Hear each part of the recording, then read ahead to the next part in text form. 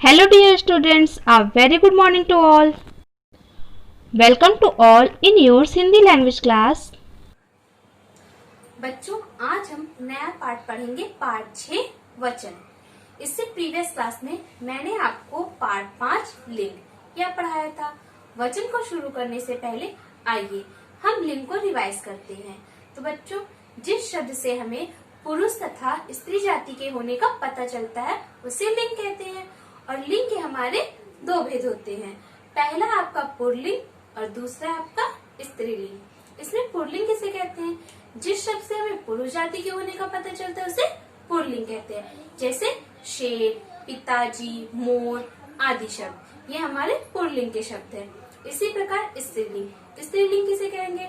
जिस शब्द से हमें स्त्री जाति के होने का पता चलता है उसे स्त्रीलिंग कहते हैं। जैसे मोरनी, रानी, शेरनी आदि, ये सारे शब्द हमारे स्त्रीलिंग के। कुछ शब्द ऐसे होते हैं जिन्हें हम पुल्लिंग और स्त्रीलिंग दोनों में समान रूप से प्रयोग करते हैं। जैसे आपका डॉक्टर, इंजीनियर, प्रधानमंत्री, राष्ट्रपति, ये सभी शब्दों को हम पुल्लिंग के साथ भी वैसे यूज करते हैं और स्त्रीलिंग के साथ भी यूज करते हैं। कुछ वस्तुओं, स्थान और भाव के नाम हमेशा पुल्लिंग में प्रयोग करते हैं। जैसे आपका दूध, पेन, पंखा, टेलीविजन, ये सब शब्दों का प्रयोग हम हमेशा पुल्लिंग में करते हैं। इसी प्रकार कुछ वस्तु, स्थान या भाव के नाम ऐसे होते हैं जिनका प्रयोग हम हमेशा स्त्रीलिंग में करते हैं। जैसे पेंसिल, रबड़, कुर्सी, सुंदरता, खुशी, अंगूठी, माला, साइकिल आदि। इसी प्रकार बच्चों, कुछ शब्द ऐसे होते हैं जिन्हें हमें पुल्लिंग या स्त्रीलिंग बताने के लिए उसके आगे नर या मादा इन शब्दों का प्रयोग करना होता है।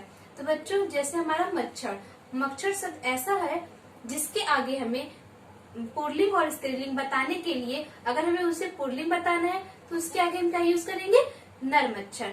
और अगर हमें उसे स्त्रीलिंग में व्यक्त करना है तो उसके आगे हम यूज करेंगे मादा। तो हमारा पाठ लिंग। आइए अब हम अपने नए पाठ यानी पाठ 6 वचन को शुरू करते हैं।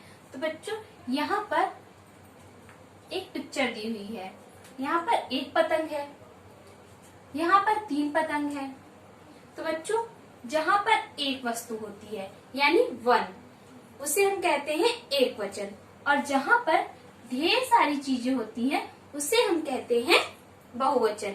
जब हमारा सामान्य वस्तु या इंसान कोई भी संज्ञा शब्द, जो हमारा संज्ञा शब्द आपको पता है, किसी भी व्यक्ति, वस्तु, स्थान के नाम को जब हमारा एक से अधिक बार अधिक हो जाता है, एक से अधिक यानी एक से अगर 2 हो गया तब भी हम वहाँ पर बहुवचन उसे कहेंगे।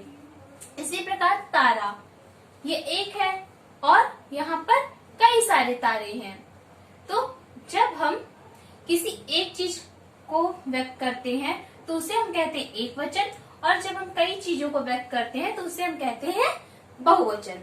तो बच्चों, इस प्रकार वचन की परिभाषा होती है शब्द के जिस रूप से संज्ञा शब्द के एक या एक हो या एक से अधिक होने का पता चले उसे वचन कहते हैं। तो बच्चों, वचन की परिभाषा में आप एक वचन और बहुवचन दोनों का उदाहरण लिखिए। वचन की परिभाषा लिखनी, एक वचन या बहुवचन की नहीं। तो इसका उदाहरण क्या होगा आपका? तितली, तितलियां, एक वचन का उदाहरण, बहुवचन का उदाहरण। बच्चा, बच्चे, एक वचन का उदाहरण, बहुवचन का उदाहरण। यहाँ पर दोनों हमें लिखने होंगे। इसके बाद आते हैं बच्चों वचन के भेद। तो बच्चों, वचन के 2 भेद होते हैं। हमारा पहला है एक वचन और दूसरा है बहुवचन। एक वचन, एक वचन किसे कहते हैं? शब्द के जिस रूप से उसके एक होने का पता चले कि वह वस्तु कितनी है, एक है, तो उसे हम कहते हैं एक वचन। जैसे पुस्तक, छात्रा, झंडा आदि, इससे क्या पता चल रहा है कि वह क्या है, एक है।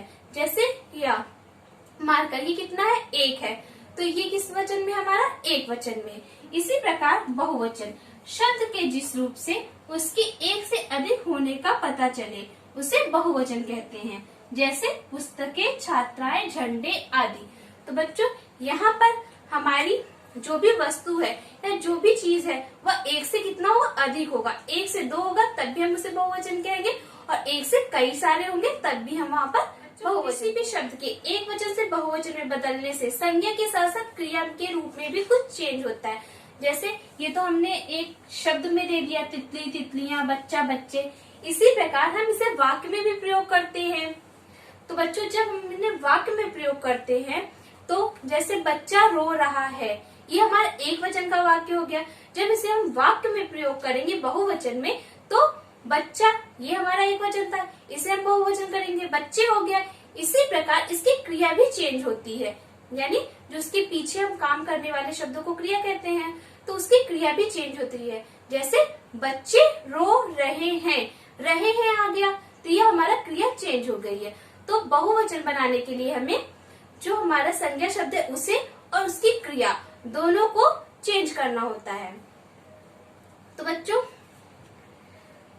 कभी कभी हम एक वचन के साथ भी बहुवचन के क्रिया का प्रयोग करते हैं। क्यों? जब कोई हमसे बड़ा होता है, जिसे हम आदर देते हैं, जिसकी हम रिस्पेक्ट करते हैं, उसके लिए हम एक वचन में भी बहुवचन की क्रिया का प्रयोग करते हैं। जैसे दादाजी आ रहे हैं, आदर हमने उन्हें दिया, इसलिए यहाँ पर हमने बहुवचन की क्रिया का प्रयोग किया, तो इसे हम कहते हैं आदरार्थ बहुवचन। तो बच्चों याद रहेगा आपको कि अगर कोई आदर देने वाला व्यक्ति है तो उसके साथ हम कौन सी क्रिया का प्रयोग करेंगे?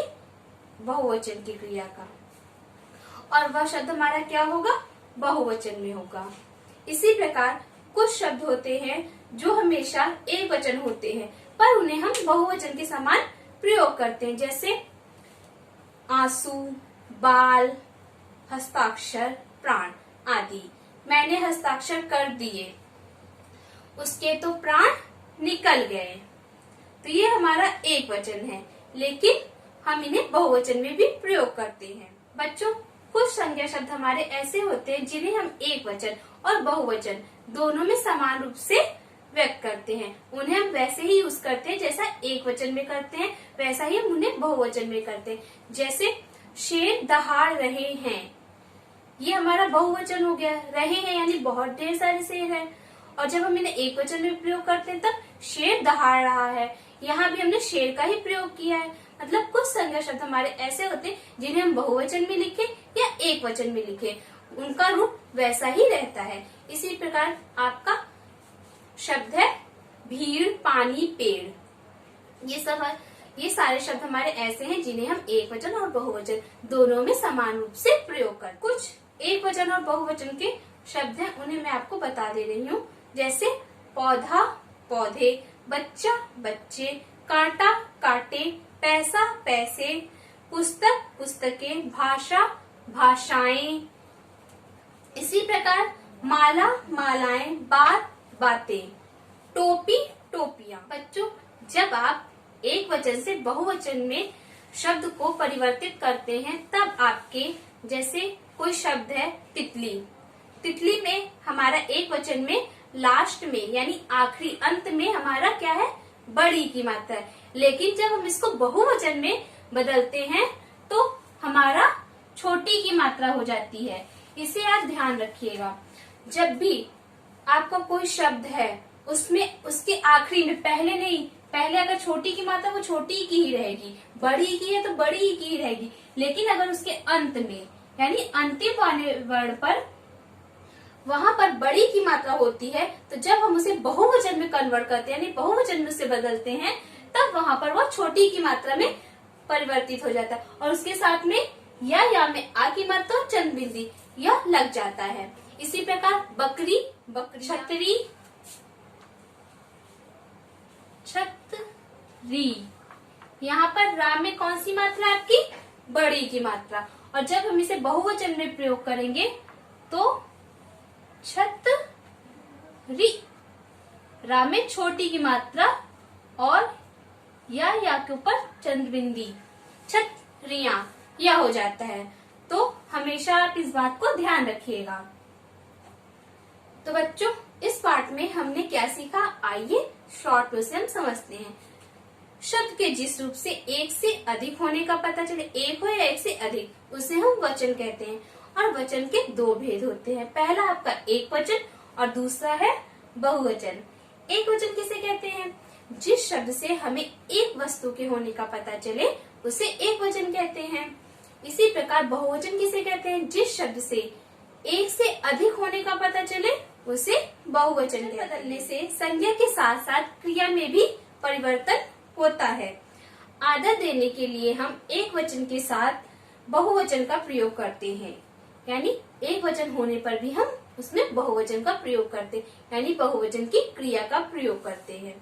तो बच्चों, आई होप आपको पाठ 6 वचन ये अच्छे से समझ में आ गया होगा। आइए बच्चों, अब हम इसके अभ्यास प्रश्नों को हल करते हैं। तो पहला अभ्यास प्रश्न है आपका, सोचिए और बताइए। यह आपका मौखिक प्रश्न है। तो पहला प्रश्न है इसमें आपका, ऐसे 5 वाक्य कक्षा में बोलिए जिनमें आदर देने के लिए एक वचन के स्थान पर बहुवचन का प्रयोग किया गया।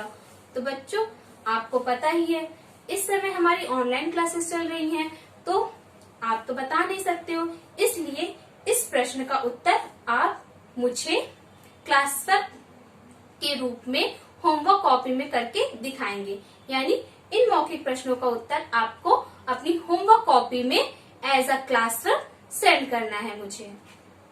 इसके बाद खा प्रश्न है आपका, 4 ऐसे शब्द कक्षा में बताइए जो बहुवचन होते हुए भी एक वचन के रूप में प्रयुक्त होते हैं। तो इसे भी आप क्लास वर्क में भेजेंगे, लेकिन इन्हें आपको क्लास वर्क कॉपी में नहीं करना है, इन्हें होमवर्क कॉपी में करके सेंड करना है। इसके बाद बच्चों आपका दूसरा प्रश्न है, नीचे दिए प्रश्नों के उत्तर दीजिए। प्रश्न का, तो बच्चों आप अपनी क्लास वर्क कॉपी में सबसे पहले डालेंगे कक्षा कार्य, उसके जस्ट नीचे डालेंगे पाठ 6 वचन और कॉर्नर पर डालेंगे दिनांक। इसके बाद लिखेंगे नीचे दिए प्रश्नों के उत्तर दीजिए और अपनी किताब से प्रश्न का उतारेंगे। वचन किसे कहते हैं स्पष्ट कीजिए। वहां पर आप परिभाषा लिखेंगे, शब्द के जिस रूप से संज्ञा शब्द के एक या एक से अधिक होने का पता चले उसे वचन कहते हैं। जैसे तितली, तितलियां, बच्चा, बच्चे आदि। यहाँ तक आपको लिखना है। जैसे मैंने बताया है वैसे ही आपको क्लास वर्क करना है।